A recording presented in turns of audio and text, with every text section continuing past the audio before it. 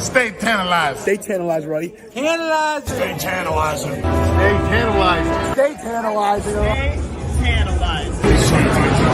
Stay tantalizing. Stay tantalizing. Stay tantalizing. Stay tantalizing. Stay tantalizing. Tantalizing.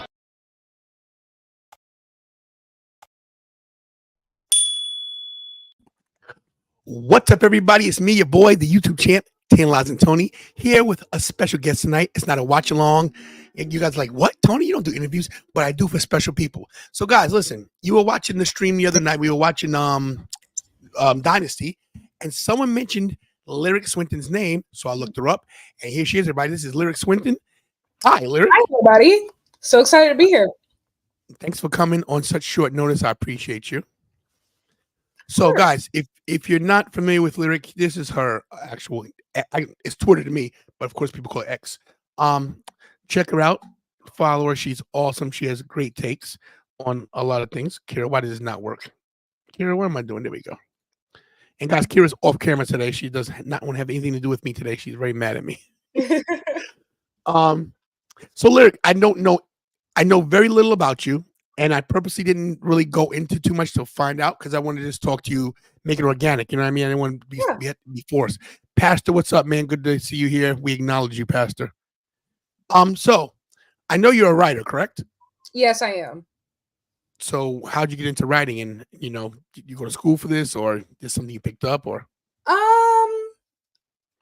Kind of yes, kind of no. So I've been a writer for off and on since I would say about elementary school. I used to always enter into essay contests, creative writing contests. And so like here in my home state, like I was identified as like a star young writer when I was like in elementary and middle school and things like that. And we have a governor's school down here, which is like a school in South Carolina for gifted students, arts and humanities. And so I used to go to the summer camps there for creative writing. So, but I am new to wrestling writing, so that's fairly a new development, but I actually went to school with the purposes of, working with wrestling and sports. I have a degree from the University of South Carolina in sport and entertainment management and a minor in advertising and public relations. So kind of, yes, it just very weird path to get to where I am today. Just a lot of the skills that I've always had, I'm just finally kind of putting them all together and focusing them on one thing. So, Wow. So you said you're a writer, you have a degree. Were you a wrestling fan growing up, or is this something new to you? Yes, absolutely. I've been a fan of professional wrestling since October 9th, 2007. No, 2006. You know the date. Yes, I know the exact date. I was 8 years old. Yeah, so I remember the date, I remember the show, I remember absolutely everything. And so I've been a wrestling fan now for most of my life because I'm 26 now and I was 8 then. So Wow. 26 years old with so much accomplished already. That's incredible. thank you. Now I really feel old. I'm 56, just so you know. So Oh, yeah. gosh, that's a blessing though. Oh well, yeah, I'm still breathing, so that's a good thing, you know what I mean? So look, I know you know nothing about me, right? Zero, right? So just so you know, my name's Tantalizing Tony, Tony Levin, of course, and I'm a 31-year vet in the business. I wrestled independently. I worked for ECW. I've booked. I've partially owned my own company, refereed, creative, anything wrestling I've done just about. I've been to a few WrestleManias, maybe 40, something like that. So I'm a diehard wrestling fan, and it really appealed to me when I saw you talk to Willow, and of course my other favorite, Ember Moon / Athena, two of my favorites. Now Willow I know personally. She wrestled at NYWC in New York, and that's where I came up from in Long Island. So it just intrigued me that someone as young as you got such great interviews, and it really was like, wow, it inspired me. I was like, that's great. Not to mention, I know you're down, with a lot of things in the culture, and it impressed me as well. My daughter, who's going to be 20 soon, was very impressed with the Bianca Belair, Jade, Naomi pointing at the WrestleMania sign. And I always like to let them, my daughter, her and my other daughter, Jasmine, who's part of the show, she's 30. She lives in North Carolina. I want them to be in tune with what's going on with our people. You know what I mean? Mhm. So when I saw your stuff, I was very impressed. And I just, like I said, I was going through your Twitter, just looking at your stuff, and you post a lot, and you have your finger on the pulse of everything. How do you keep up with all this stuff? Well, I know I can't keep up with everything, and so I really try to stay in tune to the things that I'm most passionate about. And so typically, what I tend to watch mostly tends to be AEW and Japanese wrestling.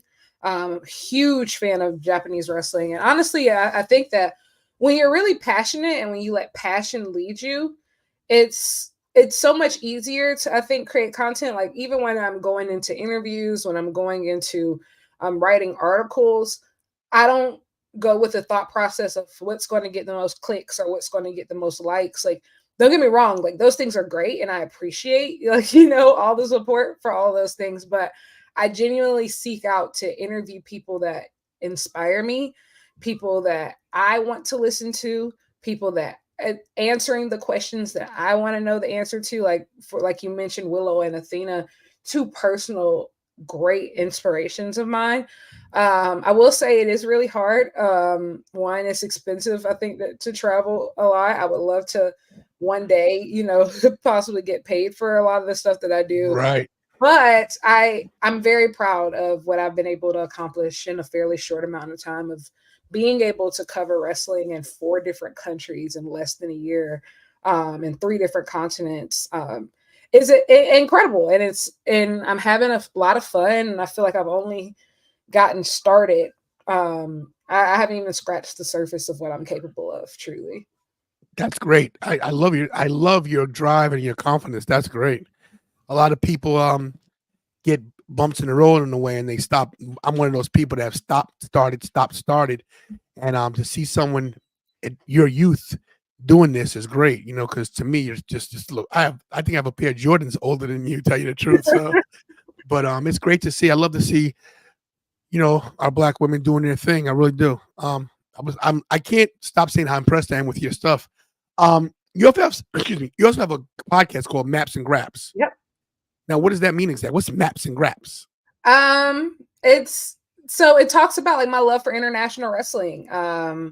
There's a lot of people with podcasts. And I think that it's a lot of people doing the same thing. And I intend to like always do what's different because like I like to think that I think differently of like I always think of wrestling on a global scale. So I wanted to create a platform that reflects that. So on Maps and Graps, like it's not just talking about, I don't do like weekly reviews of like, TV shows or something. I might like talk about AEW pay-per-views here and there, but for the most part, it's mostly about international wrestling, talking about things going over in Japan with Joshi, wrestling, Stardom, New Japan, All Japan, Noah.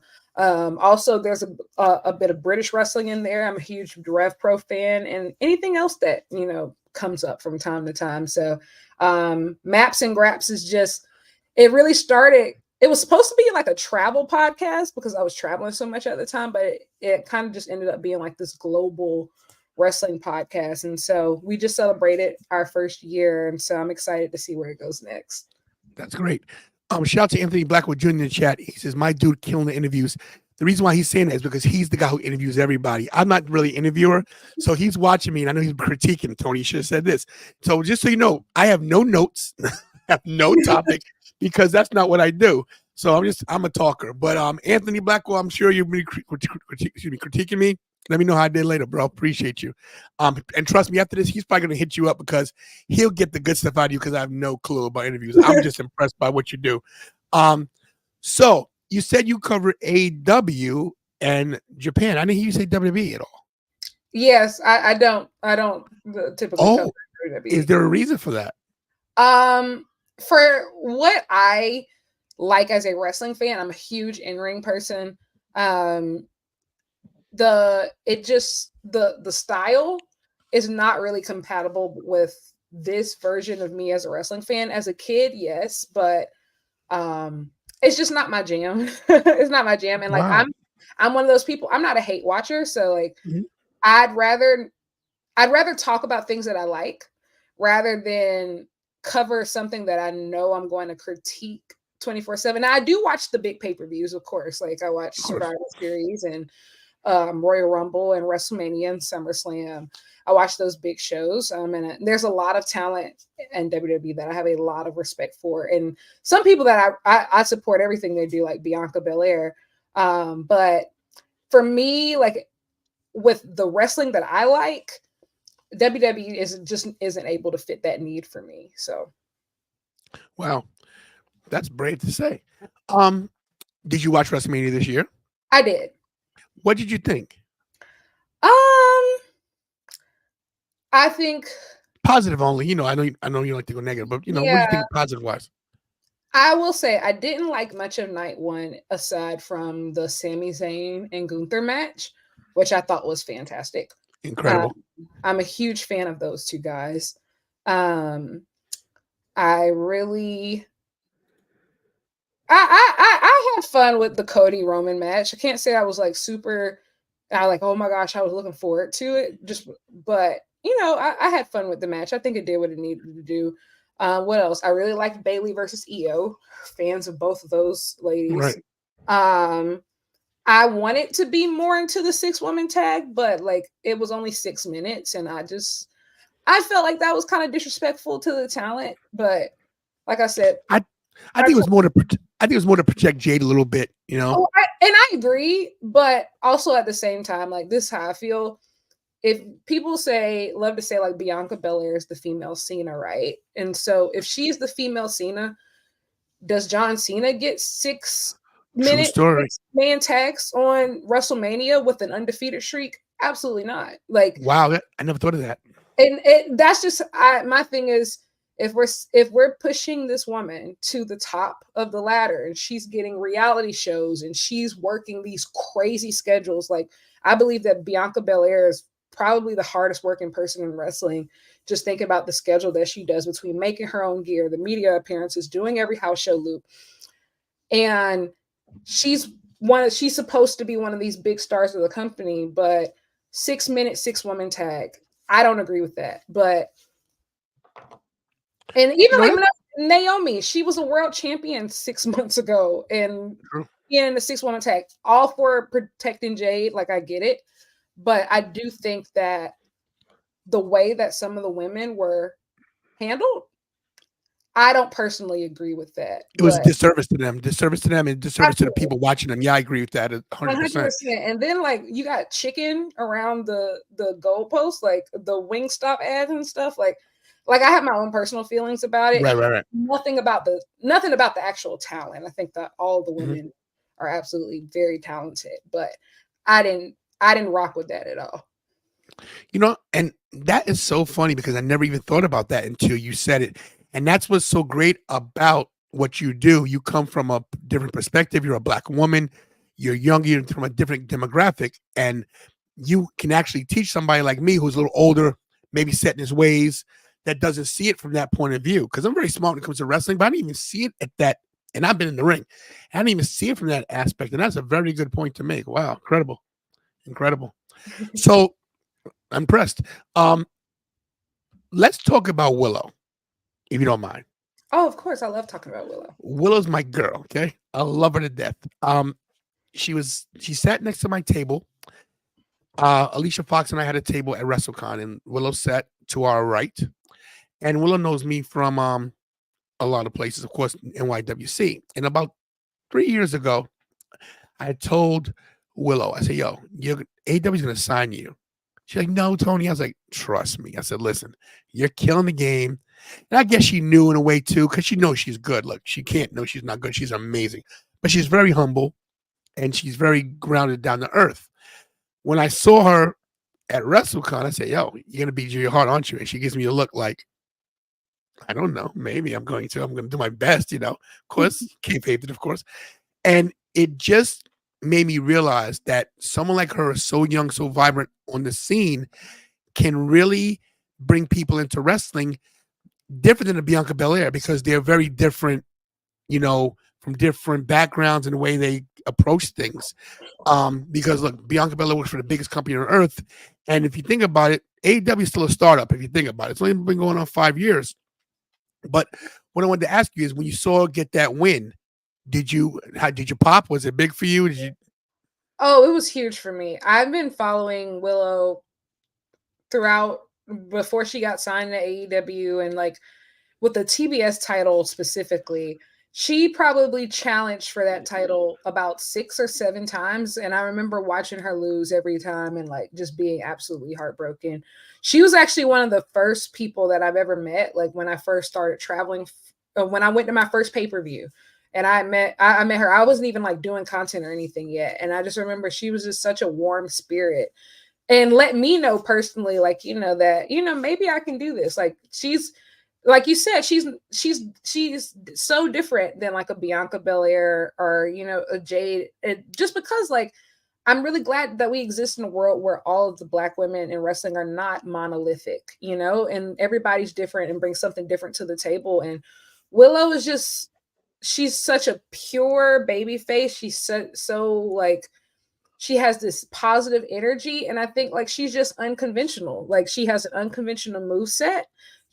She has an unconventional style. She has an unconventional body type, things that we don't particularly see, especially in American wrestling, especially portrayed as baby faces, being portrayed as the fan favorites. And so I just think she offers so much to the table. And I think this is just the beginning of her becoming truly one of the cornerstones of this generation of women's wrestling. Wow. I mean, and I agree with that. I definitely think that she is one that's, I joked with her at WrestleCon about, hey, listen, next time we talk, hopefully it's soon, because where you're going, they're gonna put you in the WWE Hall of Fame before you know it. You'll be main eventing WrestleManias and everything. And she laughed, but she's that good because she definitely, and people give, and this, being a woman, being a Black woman, you got 2 strikes against you. People, people already, they look down on you because you're a woman, and then you're a Black woman. If you're doing something like you, people are like, "What is she doing?" What is there's a lot of questions. Why, I don't know, but to me, you're like a trailblazer too, though. Like, just from talking to you, it's very impressive because, like I said, I'm not like Anthony Blackwell. I don't research things because I think that when you research too much, you get too technical in the talking to people. I just like to talk and ask questions that everybody wants to ask. I'm like a layman, I have a college degree as well, but I don't use it. I have a degree in forensic science that I don't use because why? I'm doing this, I'm about talking to people, and I really wanted to talk to you. That being said, about Willow, we had another gentleman that night win the world title, first ever African American to win the AW world title, Swerve Strickland. Now, history was made, of course. The company's only 5 years old, but still, to come where this guy's come from. This guy was homeless. He comes from he used to sleep at the sanctuary. Anthony Black was very familiar with that. He helped me out with that. This guy came a long way, and I'll be honest with you, I wasn't a big fan of Swerve because I don't relate to his gimmick. You know what I mean? Mhm. I think that I think he's wrestling wise, I think he's incredible. I just think that I'm the kind of guy I don't like the swag characters. You know what I mean? He's got a lot of swag, and that's great, but sometimes it can be construed with other people as something else. I don't want to get that negative connotation. You know what I mean? Yeah. But when he got that W, when he got that win, did you see it coming? You think he was going to win? Absolutely. 100%. Did you really? Yes, I did. I have my doubts because Joe's so good. Samoa Joe is so good, and he hadn't held the title that long, I think, don't get me wrong, I love Samoa Joe, and I'm really glad that he got that world title run. But I don't think, one, like, just from watching AEW, I never expected him to have a long reign, because clearly there was a shift. Obviously, MJF was going to drop the title to Adam Cole, but with the midst of injuries and everything, Samoa Joe kind of gets into that story. And so I didn't really expect Samoa Joe to have a long reign. I think especially since it was pretty clear by November of last year that Swerve was going to be the guy eventually, coming off of the wild success of that Texas death match specifically. it Incredible. became very, very obvious that Swerve was going to be the guy. And I will say, like, AEW clearly had a plan for him from start to finish, from the day that he debuted at Revolution 2022 to, you know, him winning the tag belts with Keith Lee, Swerve in Our Glory. They end up stealing the show later that year at I think that was All Out. Oh, And then everything that happens, you know, in his singles career afterwards, you know, Sting, the coffin match at Wembley. And I was at Wembley, and that reception, wow. he got probably, I would say, top 3 pop of the night alongside Sting and probably MJF, who was world champion at the time. So, like, I wasn't shocked at all. I think it was not really a matter of if in my mind, it was more a matter of when, just because the writing had been on the wall that Swerve was going to be world champion for a long time. See, I thought so as well. I just didn't think they'd pull the trigger so quick. I was afraid that Tony Khan was going to get cold feet and not pull the trigger because, you know, a lot of decisions made there are a little weird sometimes, you know, and I didn't want him to be fall victim to that. But I was very happy with it. I mean, he deserves it, of course. I think the feud with Adam Page really showed everybody his versatility and what he could do, because I've always been a fan of him, but I can't say I really followed him until that. His vignettes, his promos were incredible. And not to mention Prince Nana, who is a treasure to have in the corner. Yeah, I met him a few times at some conventions, and he is that dude. But for him to win that is big for the company and big for a lot of people, not just African Americans, people in general that are inspired by that. So what kind of run do you think he's going to have? I think that he's going to have I think it's going to be an interesting run. I think that it's going to be strong. And I think that also, I do think that I think that the MJF feud really not MJF feud, but the MJF title reign really kind of like warped a lot of people's heads to believe that a reign is not successful if it's not a year long, over a year long. And I just don't think that's true. I think that Samoa Joe's reign was a great evidence of that, of even in a short time, you can accomplish a lot. And so I do think it's a possibility that he drops the title by All In. But I think for a first-time world champion, I think his reign is going to be very solid. And it's a lot of different challengers that's going to be on that stacked roster that he can really, you know, have some show with off. Yeah, they've already announced one for tomorrow night. He's going to be up against Kyle Fletcher, which seems to be setting the table for him versus Ospreay at Wembley. So I think wow, interesting. Yeah, Ospreay versus Swerve at Wembley will be incredible. Insane. Incredible. Yeah, I'm going to try to go to this. I haven't traveled overseas. I remember in Canada, of course, but I didn't get to go to Wembley last year, but it's my dream to go this year. I'm hoping I can go. Yeah, it's tough when you're like, you know, when you're trying to come from the bottom up. And one thing about AEW, you know, there's a lot of talent in AEW, a lot of talent. Now, are they booked right? Well, not all the time, but he definitely, when he got the opportunities, he took advantage of all of them. He really did. Absolutely. Now, you also said you're a fan of Japanese, of, you know, New Japan and Joshi and all that stuff. Now, I don't know enough about that to even, you know, ask you questions. But if you were trying to teach me about Joshi, what would you tell me about it? Actually, I would say this weekend is a great place to start. Stardom is running their biggest show of the year this weekend, All-Star Grand Queendom. For those who aren't familiar, last year that was the show that Mercedes Moné defended the IWGP Women's Championship up against Mayu Iwatani. It's going to be a really big show, a really great card. For those who are familiar with Mayu Iwatani, she'll be defending the IWGP Women's Championship up against Sari, who was formerly Saray in NXT, for anybody who may be familiar with her run there. It's a really great card. I think that Joshi Wrestling is the best women's wrestling in the world. And there could be some AEW involvement. Stardom's Mina Shirakawa was announced to be having a match with Anna Jay this Wednesday on Dynamite, tomorrow in Daily's Place. So this could have some implications for AEW possibly being on the show. And I also think that it's a great time to get into Stardom because they will 100% have some type of hand in Forbidden Door this year. The wheels have already been turning between Mina and Tony Storm, who also has a big background in Stardom. Tony Storm was the first ever foreigner to win the World of Stardom Championship, their biggest tournament, their Cinderella tournament. And so there's a lot of history there. So yeah, I recommend getting. That's a great way to get into Joshi wrestling. Just starting this weekend. Everybody hear that? Check that out. I'm gonna check it out myself as well.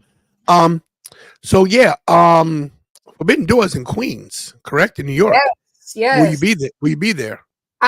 You know what? I don't know how I'm going to get there, but I'm just telling everybody that I'm getting there because that's how I typically end up pulling that off my shenanigans. So yeah, I will be there. I was there last year and it was like the greatest experience ever. And so I have to go back this year. I love Forbidden Door and all the AEW Japan type shows. Wrestle Dream last year was a blast too. So I'll be there. Good. Hopefully we'll meet there because New York. That's my backyard. I'm from New York originally, so that's my backyard. I try to go to every show in New York. You said you travel. So travel wise, so you said you're not getting paid for what you're doing, right?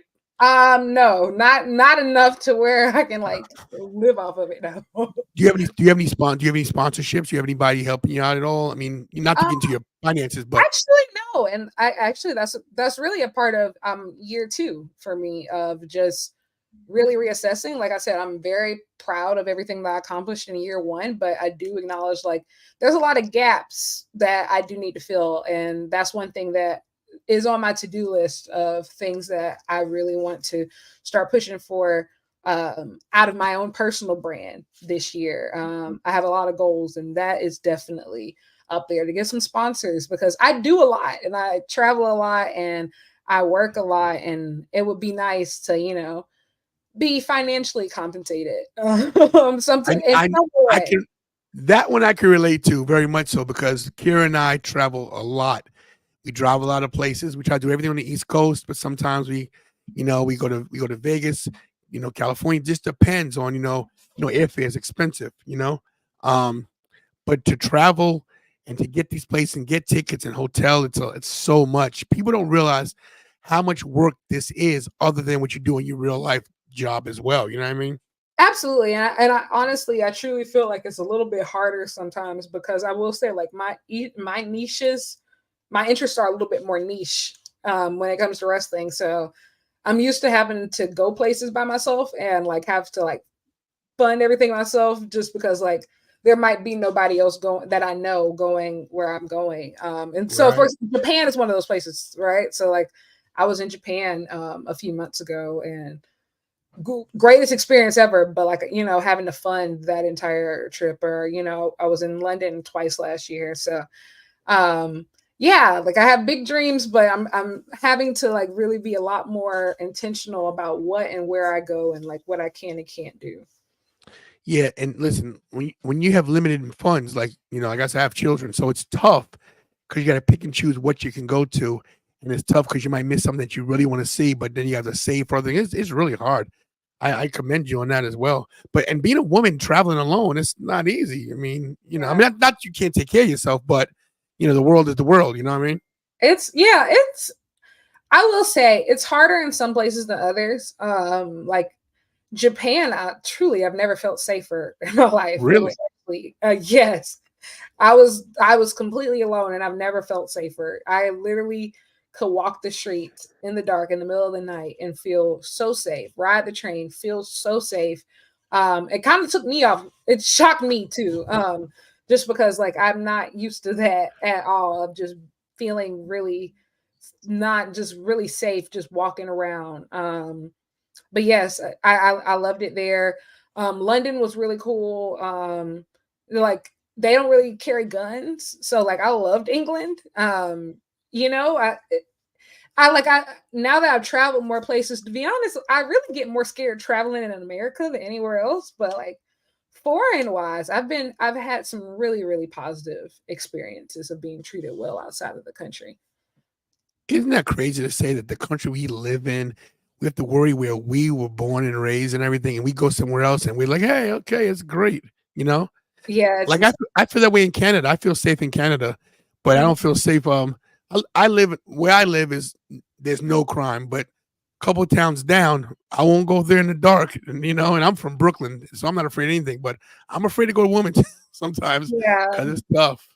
My house, like, yeah, I grew up like that in the sense of not the safest place in the world by any landslide. Like, I'm from the American South, so like there's a million things to be scared of down here. But yeah, You're part of the South reason. Carolina. You said South Carolina, right? Yes, South Carolina. I have a great question for you in a minute. Yeah. Yeah, I was just saying that's why I love Japan. I think that's why I love Japanese wrestling so much. It's a huge difference in how women are treated down the mark, from the wrestlers to the fans of how wrestling is treated specifically for women. It's taken more seriously. It's treated like the most important thing in the world. Like, it's treated as something that is expected to be stiff and violent and to the utmost quality. And I love that type of energy because it makes me push myself to a higher standard of not just wanting to create content. Like, no, I want to be the best. I want to be the most educated. I want to be the most knowledgeable. And so I've learned a lot from that example. Wow. So you said you like to go to Japan and the style is different. Mm-hmm. When you're sitting there watching a match and it's so quiet, is it, of course it's a different experience entirely because they look at it more of an art form than we do. People aren't jumping off their seats and throwing popcorn and everything like us crazy Americans here. Mm-hmm. What is that like there? What's the culture like? Like, you know, when you're sitting there and you're just, oh my God, and you can just applaud like a great move or a great sequence. How surreal is that? I think it's a misconception about Japanese fans sometimes, because I think that there's a misconception that Japanese fans are quiet. I don't think that that's the case. I think what the thing is, Japanese fans have very high standards because they've seen the absolute best of the best. And so a lot of times it takes a while to earn their trust. But once you do, Japanese audiences can be some of the most rabid, loudest, craziest, excited, ecstatic audiences like you'll ever see. And I think really getting to witness that up close in historic buildings like Ryogoku, Kojikan, or Korakuen Hall, or the Tokyo Dome, it's really interesting to see that happen, because like a crowd will be dead silent, but when they finally get excited, they'll blow the roof off the place. And so it's interesting to see like how it builds up to those moments. Yeah, I gotta get to Japan. I mean, everybody's telling me that's been there how great it is, and what a great experience it is just to be a fan, to see it. You know, it's like I went during Wrestle Kingdom week, which is like, think of it almost like a Japanese equivalent to WrestleMania week, when you have like a million different promotions running shows all in the same city, all around the same spot over the course of like a week, 2 weeks. And so it's the perfect time. I flew out 2 days after Christmas. I stayed for 9 days, and like I got to see Stardom twice. I saw New Japan twice. I saw All Japan. I saw Noah. I saw DDT. And to be honest, the most expensive part is really getting over there. The flight is expensive, but everything else, from lodging, is dirt cheap. Food, really dirt cheap. Yes, like I got a hotel room by myself with a bathroom and everything, for, like I said, 9-night stay, $400 American dollars, even. Really Total, absolutely. And a really nice part of town, right close to the train station. All of it, like, it's super affordable once you actually get there. You can eat at 7-Eleven every single day. Really? Fresh food, nice, fresh, good, fresh food every single day. I promise. Like, 100%. The ramen there is amazing, and it's less than $10 every time.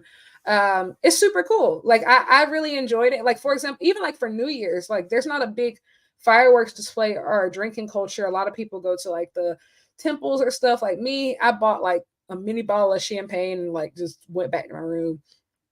But it's super affordable once you get there. The shows are cheap. once you get out there, and there's something always running. Just about every single day, there's anywhere between 2 to 5 shows running. Wow. So you can really see everything, see anything and everything. I think that every wrestling fan should do it at least once. But once you do it once, you're going to want to do it again.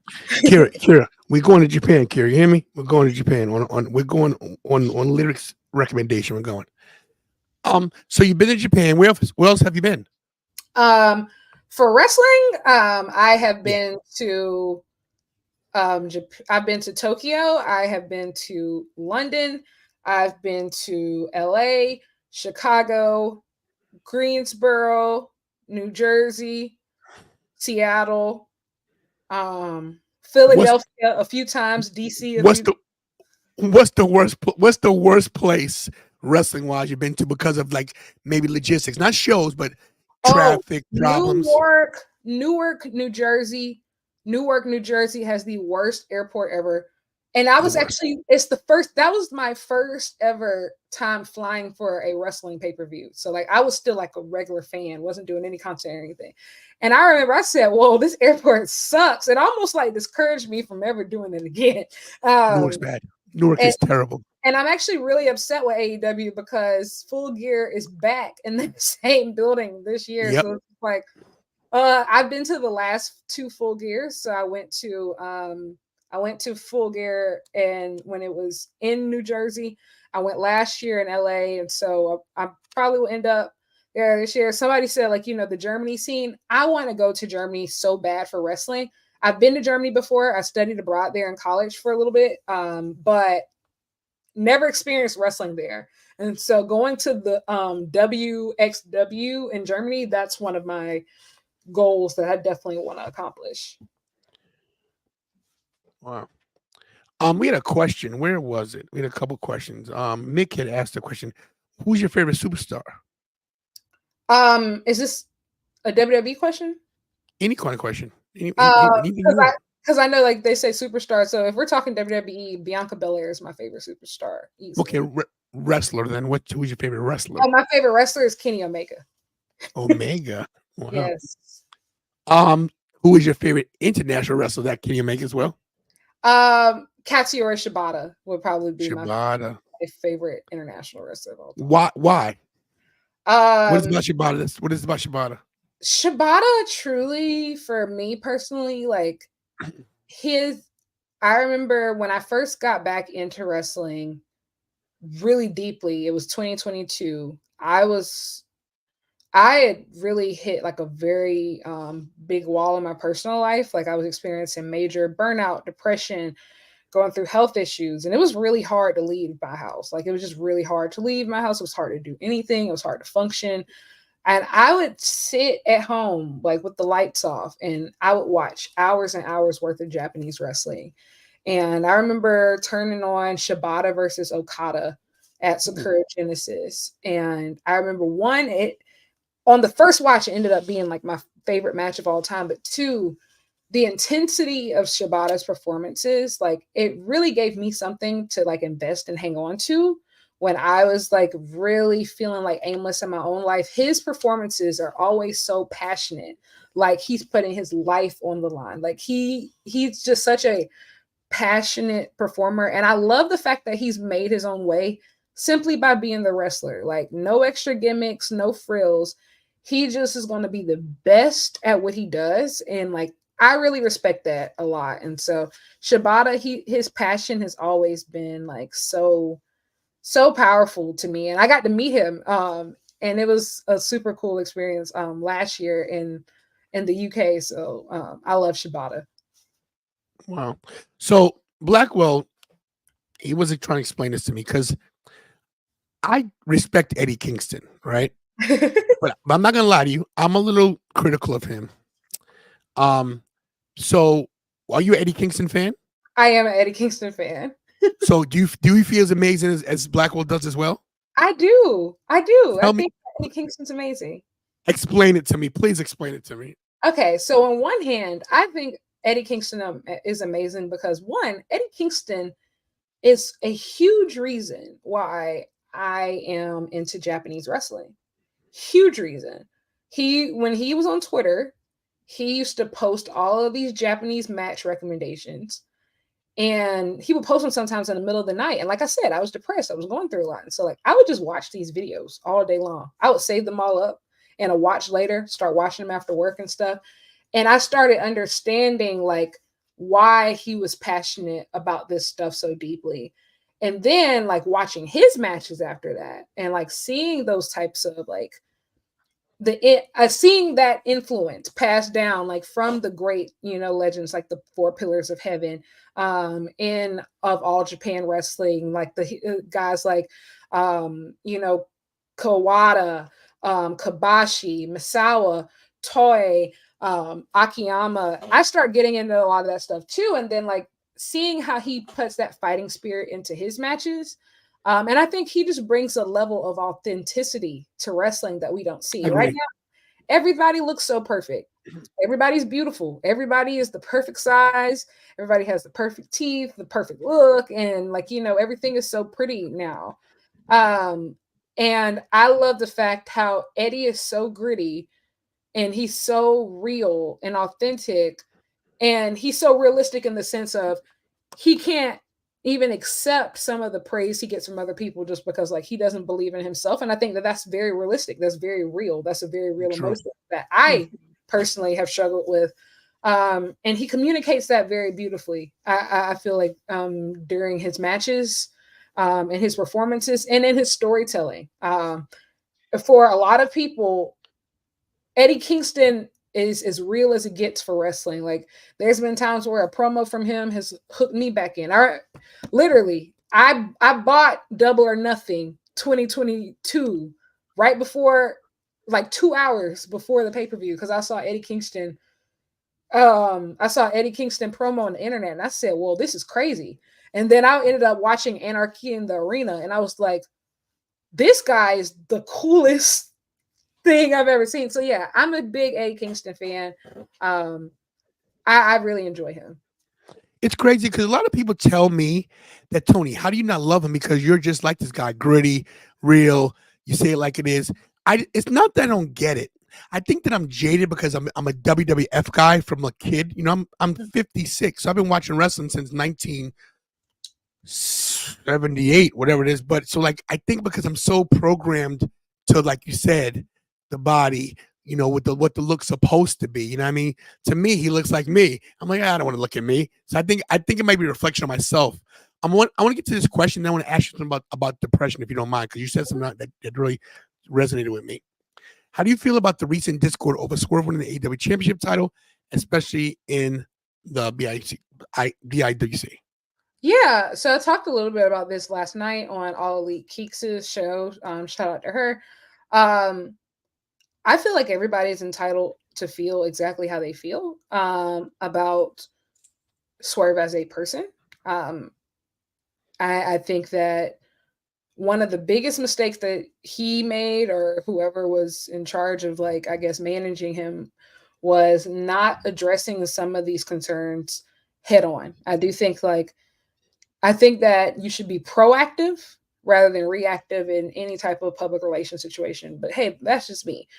But what I do believe is that a lot of people are using, how do I say it, Swerve's win as a way to like just jab down on like this constant illusion that, oh, AEW is minor leagues, is lesser than.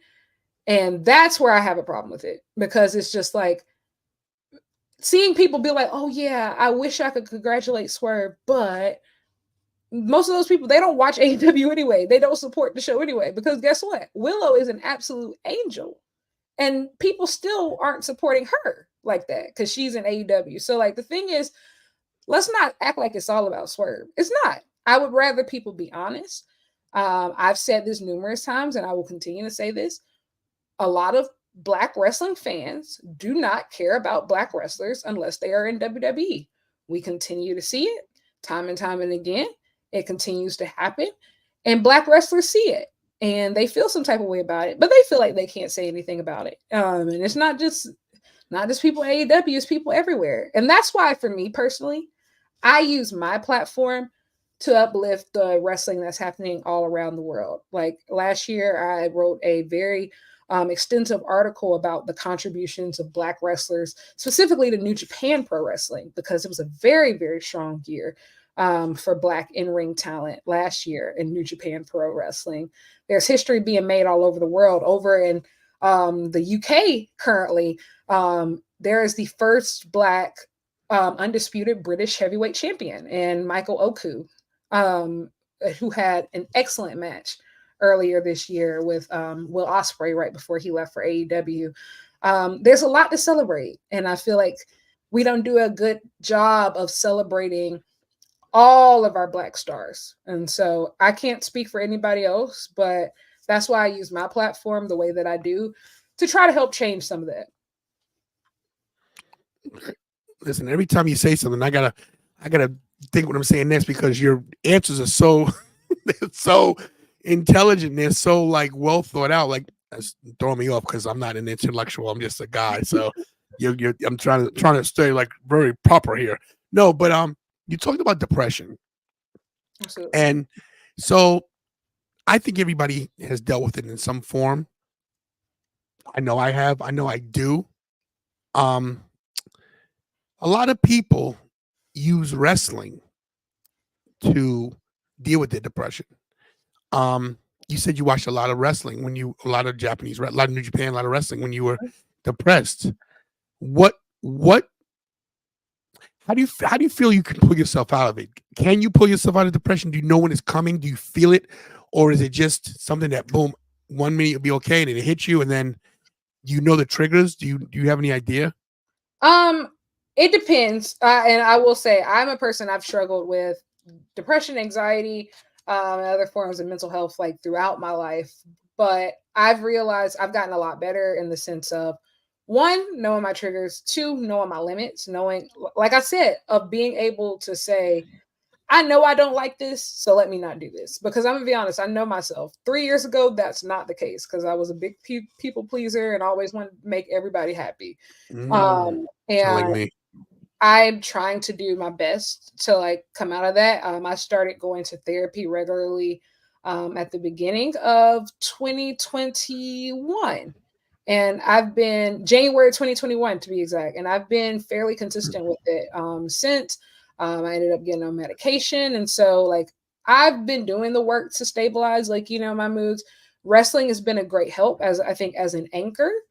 But I don't think, even especially now that I feel like I've kind of transitioned from being solely a fan to like, content creation and stuff. Even now I have to take a look at myself and be like, okay, I love wrestling, but this is the time I need to start developing some hobbies and things I love outside of it, simply because like, I don't want this to ever become my life to the point to where I start hating the thing that I love so much. And like, I love wrestling. I've wanted to do this my entire life. And so that's why for me personally, I just have to know, like, maybe sometimes like, put the phone down, get off of Twitter, call your friends from home, like do like, go be normal.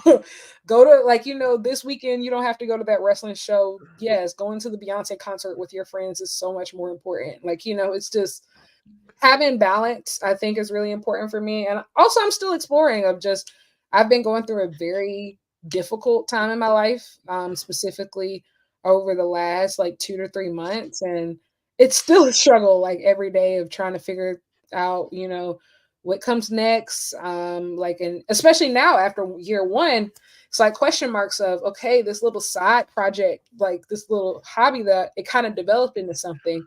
So what do I do with it? And like, I have bills to pay and stuff like that. So, and like I said, I do all this pretty much on my own. Like, I'm like 26. And so it's like, I don't even know what I'm going to have for breakfast anymore tomorrow. So it's just, life is life. But wrestling is a huge part of, I think, why I'm still here today, why I'm still standing, why I did get the help that I needed, and why I continue to advocate for others to get the help that they need. Because wrestling is just a microcosm of life. Well, do you think, I have two questions about depression. Do you think that therapy does help? Absolutely, 100%. Why do you say that? Because I think specifically coming from the Black community, it's very hard unless you're like from a super progressive family. It's very hard to be able to be open about the things that you're going through, just simple life things, puberty, for like or whatever, like anything, to talk about things and feel safe. And I know I never felt that way growing up. And I think even like for things of like going to college and like being, a star student and being successful, but coming from a lower socioeconomic background from a lot of my peers still made it a very, how do I say it, uneven dichotomy. Like when we talked about certain things, like we just couldn't relate. And it's nice to just be able to say everything you feel in front of somebody who's unbiased and somebody who has nothing to do with your situation and that you can trust not to go run and tell this. It's nice to just be able to get some things off your chest. And also I think therapy is also a mirror because it's literally just you and your thoughts. And so it really makes you, if you're doing it correctly, it makes you self-reflect on like what is going on with you, or where maybe I am the problem, or maybe I am tripping about this, maybe it makes you really self-analyze yourself. And I think like I've become much more self-aware through therapy. And also like finding the right therapist is great. Like I intentionally looked for a Black woman therapist, and I think that made a huge world of difference for me specifically. And so I'm a huge fan of therapy. It's helped me so much. I asked you for personal reasons, but anyway, we can talk about that off camera one day. You said you were a people pleaser, or used to be a people pleaser. Yeah. Do you think that added to stress in your life, trying to please everybody? 100%.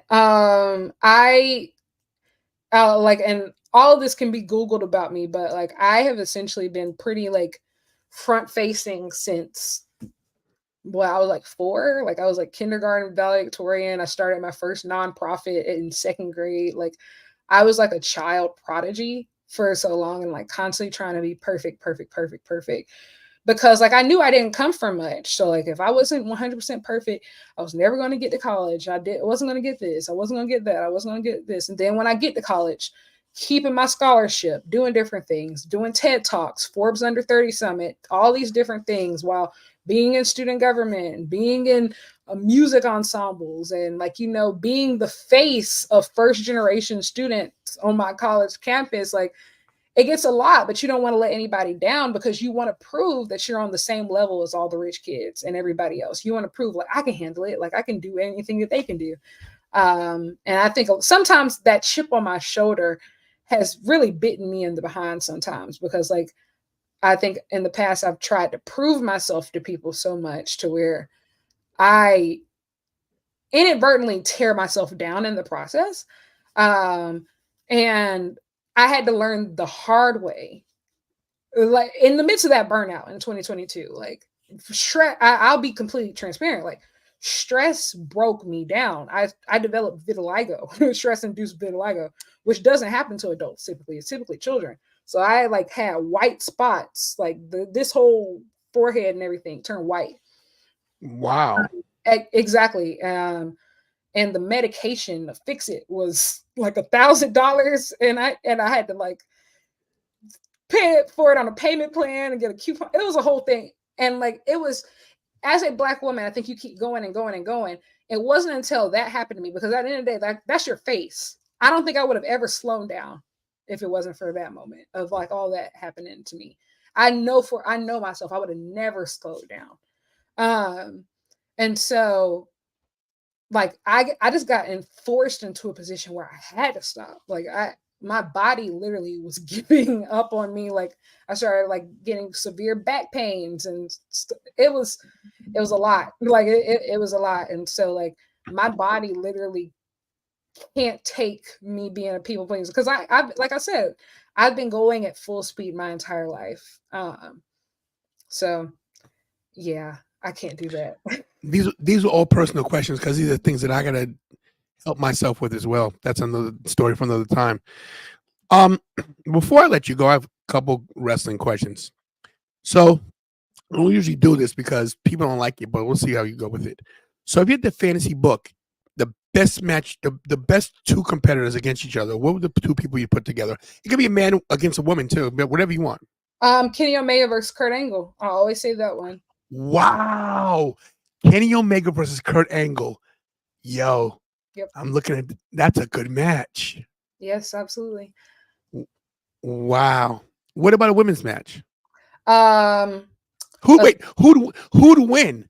Who'd win between Angle and Omega? Who'd win? Oh, I'm gonna go with Kenny, but honestly, I don't care. I wouldn't even care. I mean, we the fans win. We exactly. win. And I think like Kenny Omega flat out says like Kurt Angle's like his all-time favorite, and Kurt says like Kenny is like one of his all-time favorites. So it just what a match. I think it would be magical. But as for the women, 60-minute Iron Man match. Could you imagine?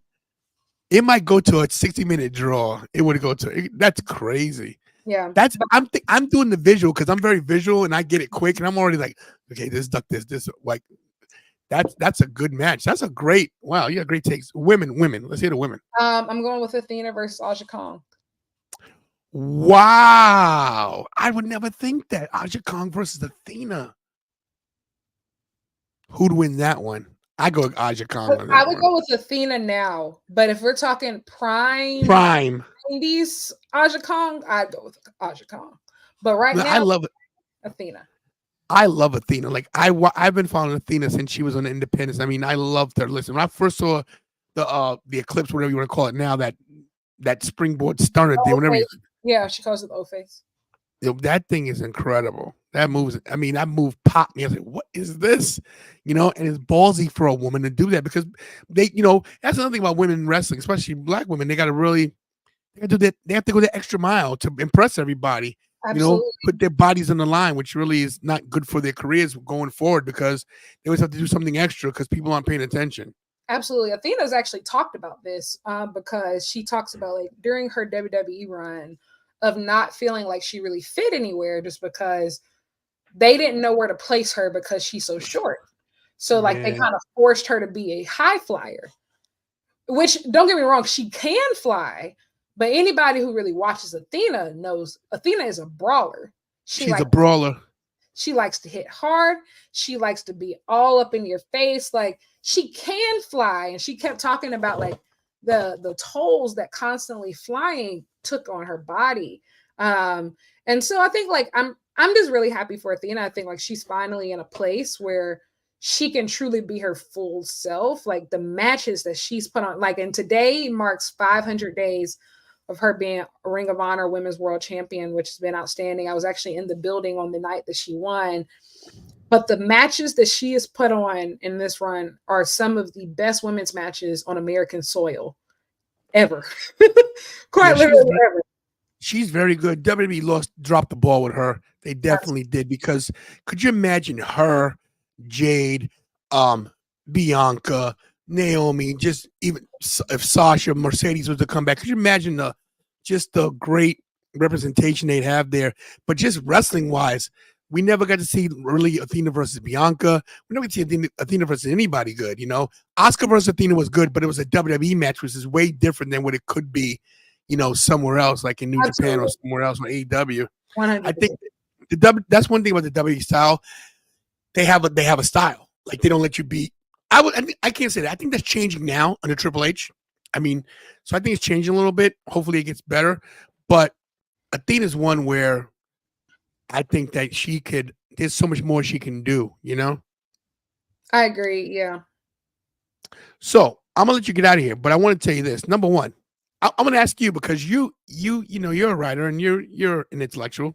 How do you think I did interviewing you? Because this is my first real. You did I don't know. I have no notes here. Usually Carol will feed me something. Got fed nothing. No one told me anything. I basically shot from the hip. I hope I did okay. No, you did an awesome job. Thank you for having me. I appreciate you. Guys, this is Lyric Swinton. She's everywhere. Let me get her whole deal up here, guys, so you guys can see it. Please follow her because she's incredible. I'm very impressed by her. I'm going to pick her brain sometimes because she can teach me some things. But here is her Twitter /X. I don't call it X, but here's the Twitter, guys. I'll put it back up here one more time. Yeah, it's Twitter to me. Elon Musk can kiss my butt. This is her Twitter, guys, right there. Please follow her. And her link tree is on there as well, guys. And she has everything here: her Instagram, her YouTube, her Twitch, and guys, her Cash App is there too. So if you want to throw us a little something, hook her up. You know how we do, guys. We don't. This is not. You guys know how hard this is. You guys have been with me from the beginning. We just hit 10,000 subscribers last week, WrestleMania weekend, basically, and we've been fighting, and it's hard because I gotta fund everything, and thank God my subscribers are they're nice, but they're not rich either. But guys, go to her link tree, check out her Cash App, send her $5, send her something, hook her up. That'd be great. Yes. Be awesome. She has great content. If you guys look, you guys like me, right? You love what I do, right? But this woman, she blows me out the water. She's very in tune to what's going on. So do me a favor, guys. Go to her link tree, hit her Cash App, check it out. Use your phone right now if you're watching your computer and send her something. Hook her up. She deserves it. She's a good person. She came on my show. I'm a nobody. She came on the show, so that was nice of her. Nobody's a nobody. No, listen, trust me. I know a lot of nobody. Anyway. I want to tell you thank you so much. And just so you guys know, we didn't do a pre-thing. We didn't talk ahead of time. Or she came right in. We went right into it. Thank you, Humble. I think Humble works for a big major corporation. She's not telling me because this one right here, she's always here. She's lurking in the shadows, always watching. If you do hook me up with a job, please. Word life. That's what I'm talking about. Hey, so listen, hopefully you follow me on Twitter too, Lyric, because if you hear like any shows that you want to go to in Delaware, Philly area, let me know, because I do have a few connections here and there in Philly, Delaware, with lodging and stuff like that. So let me know. I'm part of Battlefield Pro Wrestling. That's Alpha Jr.'s company in PA. So if you ever want to see Lance NOE or any of the NOEs, I'm an ultimate oos. I'm an honorary oos, just so you know, before Sammy. True story. But I want to thank you for this so much. Like, you have no idea how good this was. Thank you so much. Yeah. Guys, this is Lyric Swinton. Check her out. We're going to get out of here. You know the whole deal, guys. And if you're on Twitter or X or wherever you're watching, follow me, Tantalizing Tony, the YouTube champion. I think I did a good job today. You know what I can do, guys. Like, share, subscribe, hit the notification bell. And as always, wait a minute, we do the spiel. Hug your family members, because not promised tomorrow. Don't forget to pray, because if you don't pray, you'll make it today. And as always, do what you all do best. And that's what, everybody, stay tantalizing.